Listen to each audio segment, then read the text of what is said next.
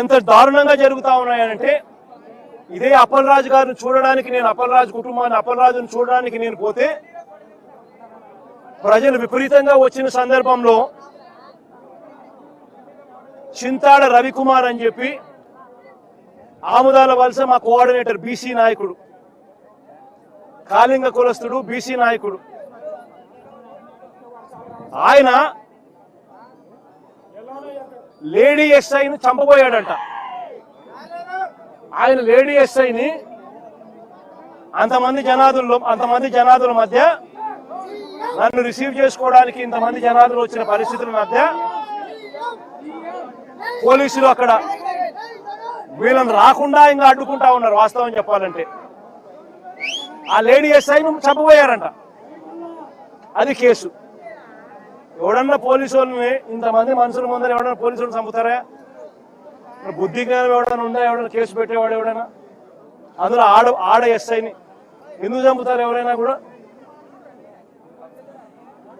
అయినా ఆయన మీద ఇటువంటి తప్పుడు కేసు, అరెస్టు. ఈరోజు మళ్ళీ కర్నూలులో బోయ కులస్తుడు, బీసీ, ఆలూరు ఎమ్మెల్యే పరిస్థితి ఏమిటని ఇప్పుడే చెప్పిన. అక్రమ కేసుల్లో ఏ రకంగా బీసీ నాయకత్వాన్ని చంద్రబాబు నాయుడు గారు దగ్గరుండి నలిపివేస్తా ఉన్నాడని చెప్పడానికి ఇంకొక ఉదాహరణ. మరో ఘటన, మాజీ ఎమ్మెల్యే ముస్తఫా, గుంటూరు మాజీ ఎమ్మెల్యే ముస్తఫా,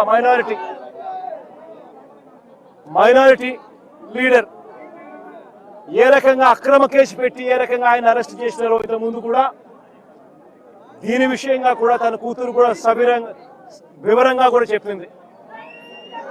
వాళ్ళే డబ్బులు ఇచ్చినారు, ఆన్లైన్ లో డబ్బులు ట్రాన్స్ఫర్ చేసినారు.